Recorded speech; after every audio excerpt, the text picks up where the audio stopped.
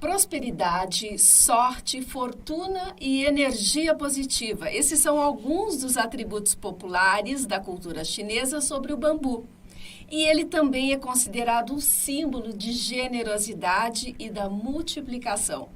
Mas para além dessas qualidades, essa planta também tem um imenso potencial para a fabricação de móveis e utensílios domésticos, por exemplo.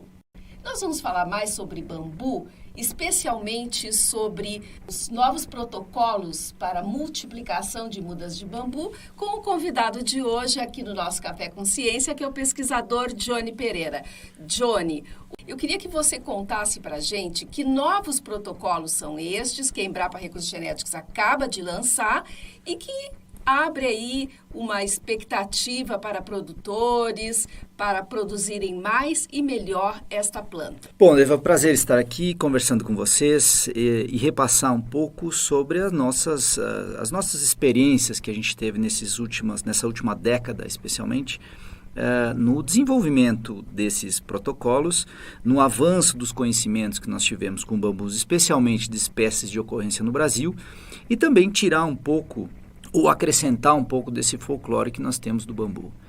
Como você bem exemplificou, o bambu sempre, até um certo tempo atrás, nós tínhamos um folclore muito grande em cima do bambu, com espécies, com materiais que vinham da Ásia, principalmente da China, né?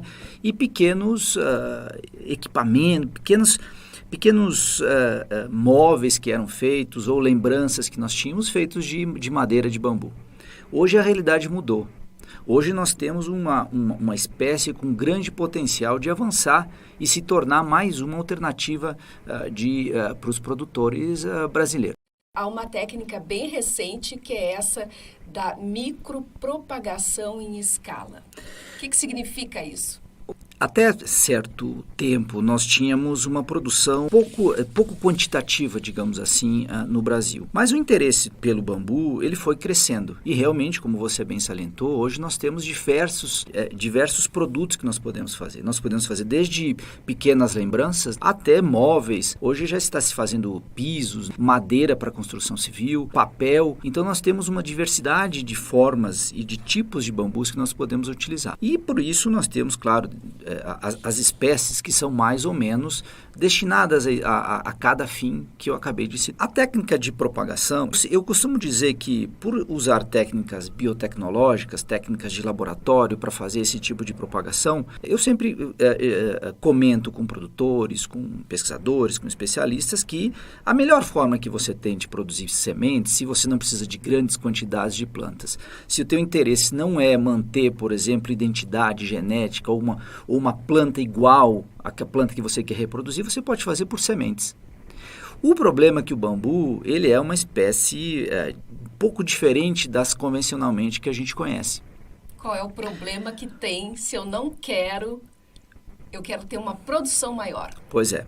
Vamos começar pela produção de mudas. O bambu, algumas espécies, inclusive as de importância comercial, elas apresentam longos ciclos para terem florescimento e para, consequentemente, ter as sementes. Então, isso mais ou menos quanto tempo? Então, isso pode variar de alguns anos. Por exemplo, nós temos experiências aqui de uma espécie do cerrado que ela floresce por volta a cada 7 anos. E nós temos outras com 30 anos e algumas na literatura, que a gente não chegou a isso, mas elas podem levar até 100 anos para florescer. Isso é muito tempo para quem precisa de material propagativo. Uhum. Isso significa dizer que nós não podemos contar com uma produção constante de sementes para produzir. Nós temos condições de fazer mudas por semente? Sim, nós temos condições, mas nós temos esses problemas.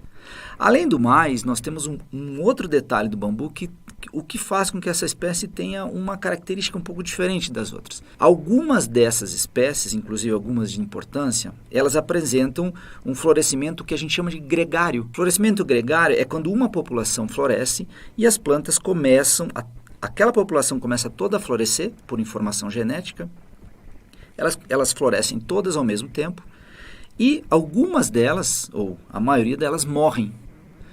E aí depois você tem então a formação das sementes, as sementes caem no chão e tem a regeneração natural dessas plantas. Portanto, por ser uma informação genética, se nós não utilizarmos, por exemplo, material jovem e sim estacas, que é o que o produtor geralmente produz, você pode ter pego uma estaca, por exemplo, de uma planta matriz que vai florescer proximamente. Então pode ser que ele coloque, ele faça um plantio no campo e depois disso, então, como essa planta já está próxima ao florescimento, ela pode florescer e acaba, alguns casos podem acontecer, não são todos, e você acaba até perdendo essa sua produção. Portanto, a produção de mudas de bambu, ela necessita ter cuidado para a sua produção das mudas, para que essas mudas cheguem com qualidade para o produtor e também que tenham algum tipo de informação que a gente saiba que ela não vai, de repente, daqui a 3 ou 4 anos, ou 8, 5, 7 anos, ela vai ter, então, esse problema de floração gregária, que, de repente, morre justamente aquelas plantas que foram colocadas no campo. Aí há uma expectativa do produtor e, naquele período que ocorre, né, esse problema, ele perde. Justamente. E o que você pensou para evitar esse tipo de problema? Então, rotineiramente, eu acho que é importante conversar sobre isso. Pouca quantidade, os processos convencionais, eles são bem aceitos. Por exemplo, você propagar plantas a partir de estacas. Então, você corta um pedaço do colmo, você faz essa produção, que nós também já temos algumas técnicas desenvolvidas em relação a isso, já desenvolvemos algumas metodologias para isso, e você tem, então, a sua planta brotando e você tem. O problema é a quantidade.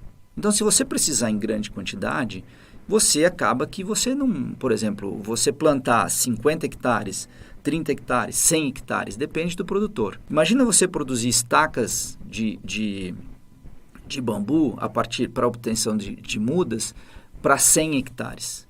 Ou seja, você vai ter problemas de produção de mudas, porque a produção de mudas por estaca, ela é onerosa, ela necessita de tempo, ela necessita de espaço, mão de obra. Né? E então você pode ter problema sim. A produção em laboratório ela pode ser feita num espaço relativamente pequeno, espaço físico. Você tem mudas todas com a mesma qualidade, com a mesma característica e que vão ter, obviamente, um desenvolvimento bastante homogêneo em campo. Essa é a micropropagação? Essa é a micropropagação que a gente usa em laboratório e que nós já estamos com pesquisas já bastante avançadas em relação a isso, já testadas, que nos certificaram sobre isso. Hoje, o mercado de bambu, ele é grande.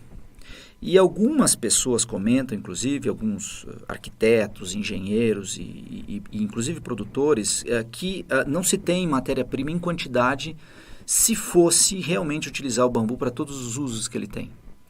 Portanto, o que nós esperamos do futuro? É que o bambu cada vez mais tenha um avanço na sua produção comercial realmente. A grande diferença do sistema de produção em laboratório é que em 6 meses, por exemplo, nós podemos chegar a partir de um único propágulo, a partir de uma única estaca, pequena estaca coletada, nós podemos chegar até 500 mudas daquela mesma estaca. Isso significa dizer um ganho em produtividade muito grande, porque nós vamos ter milhares de novas plantas produzidas a partir de um mesmo local, de uma mesma planta, de uma mesma característica de planta que foi escolhida em campo, de uma planta matriz.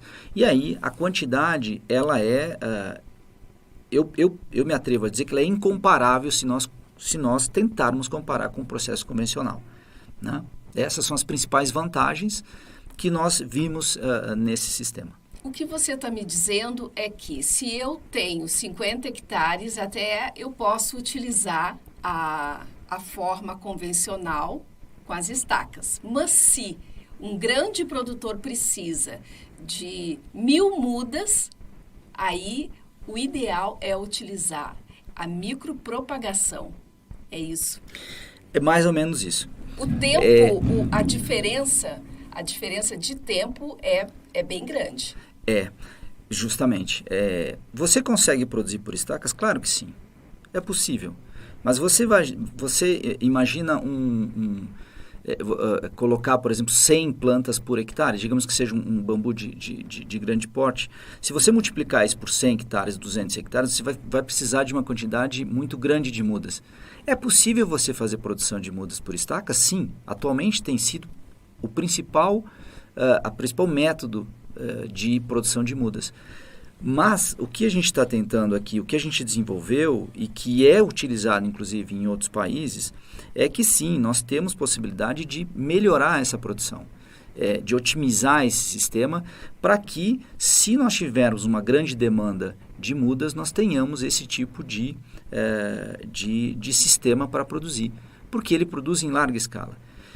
É como eu falo, se nós compararmos as mudas convencionais por sistemas convencionais e sistemas em laboratório, é muito difícil que nós tenhamos outro método qualquer convencional que consiga, por exemplo, obter o número de plantas que nós conseguimos em laboratório, com os protocolos já desenvolvidos. Testados e tal. Perfeito. Agora, eu tenho mais uma perguntinha aqui, que é o seguinte: conforme a lista de espécies da flora brasileira, existem cerca de 258 espécies de bambu no Brasil, distribuída em 35 gêneros e encontradas em diferentes biomas brasileiros. Isso significa mais ou menos 20% do total de bambus do mundo. Isso é muito? Perfeito. E como é que a Embrapa tem, trabalhado com essa cultura, considerando esse percentual tão elevado e da presença do bambu, e quais os biomas que produzem mais, Johnny, no Brasil? Os biomas brasileiros que mais produzem? Dave, é uma pergunta bastante interessante, porque quando nós começamos a trabalhar com bambu, foi uma demanda que nós tivemos inicialmente de um memorando de entendimentos entre Brasil e China, e nós fomos convidados para fazer parte, então, desse memorando para desenvolver a cultura do bambu no Brasil. Nós tínhamos atividades que nós achamos que seria até relativamente fáceis de serem cumpridas. Mas quando a gente entrou no mundo do bambu e que a gente observou a complexidade dessas espécies, como, por exemplo, as características que eu te dei aqui, do florescimento gregário, da impossibilidade de conseguir sementes fáceis, as sementes germinam, às vezes não têm viabilidade, isso fez com que a gente começasse a entrar em verdadeiras atividades complexas para tentar primeiramente entender como é esse mundo do bambu. Dessas espécies que você citou, das 35 gêneros que acontecem, aproximadamente 35 gêneros, até porque a gente não conhece ainda toda, por incrível que pareça, pode ser que nós tenhamos mais espécies ainda acontecendo, porque nós temos o bioma amazônico, por exemplo, que nós praticamente não conhecemos. E foi a partir desse estudo que nós resolvemos trabalhar com 2 biomas, que foi o bioma Cerrado e o bioma Amazônia. Isso significa dizer que nós conhecemos pouquíssimas espécies na Amazônia. Nós temos certeza que existem mais. Nós ainda temos alguns problemas na Amazônia, apesar de heróicos trabalhos feitos pelos pesquisadores da Amazônia ou por outros pesquisadores que lá trabalham ou que utilizam a parte da Amazônia para desenvolver seus trabalhos, mas a gente tem certeza ou a gente acha que deve ter mais espécies lá. Então foi a partir daí que a gente começou a organizar esses trabalhos. E na Amazônia realmente nós temos espécies extremamente interessantes do ponto de vista de tamanho de colmo, de diâmetro de colmo, que são espécies lenhosas. Voltando à sua pergunta que você colocou nos 35 gêneros, cerca de 20 gêneros desses, na verdade, mais especificamente, 18 gêneros desses que você citou, eles são aqueles bambus lenhosos que a gente chama. São aqueles bambus lenhosos que seriam interessantes, então, para a construção civil, para a produção de papel, para construção de móveis, placas de madeira, etc., para diferentes usos. E dentro destes, 12 gêneros desses são endêmicos, ou seja, são aquelas espécies que só ocorrem naquela determinada região. Então, esse memorando de entendimentos, ele gerou um projeto até de grandes proporções, que foi liderado por nós aqui da Embrapa, que fez com que a gente então estudasse esses biomas e algumas espécies de maior importância nesses biomas. E a gente viu realmente que a diversidade de espécies e de características desses biomas, inclusive, no número de espécies, são extremamente importantes.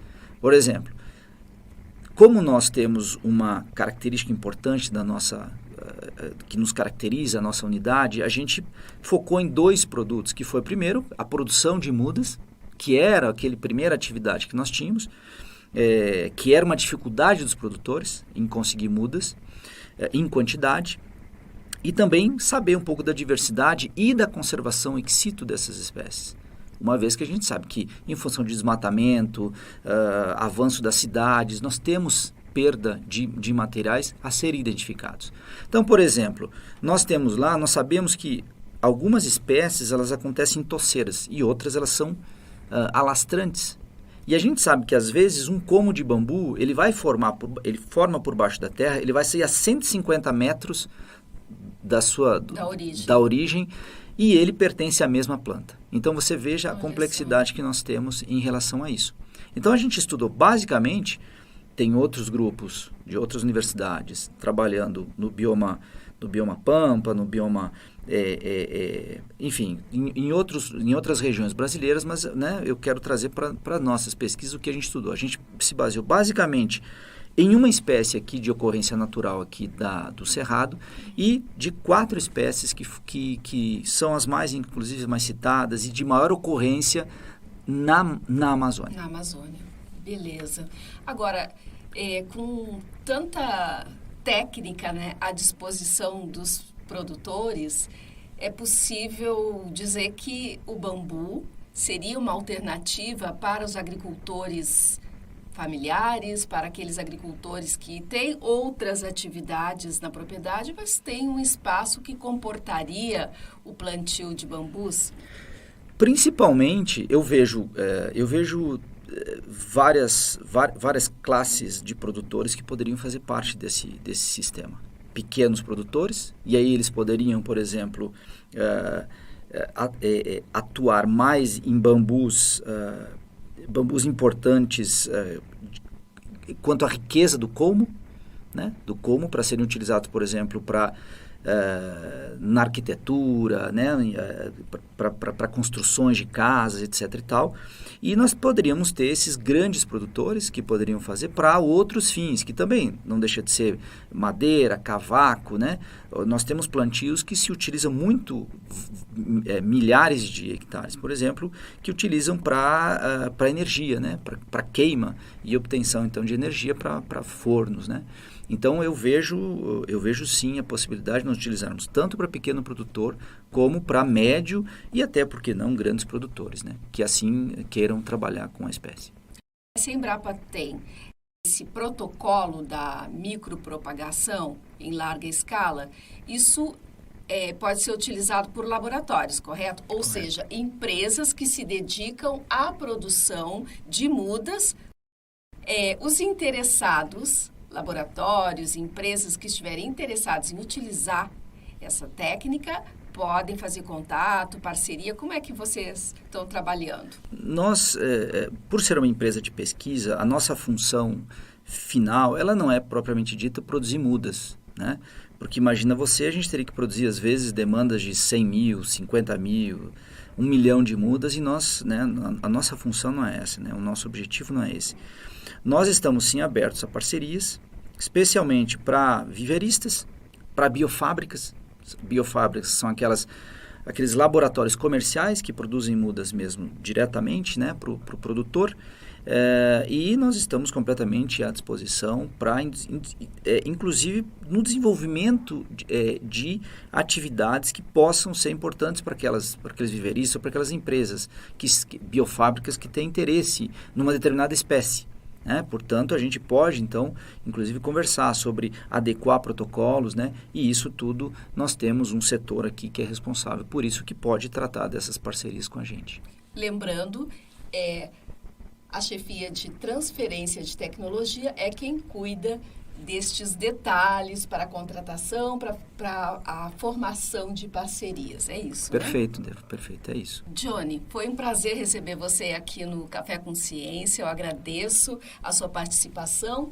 E se você tiver dúvidas sobre o tema de hoje, bambu, escreva para o saque da Embrapa. Eu vou deixar o link para você no resumo deste episódio e você entra em contato com a gente. Até um próximo episódio aqui do Café com Ciência. Obrigada, Johnny. Obrigado. Tchau.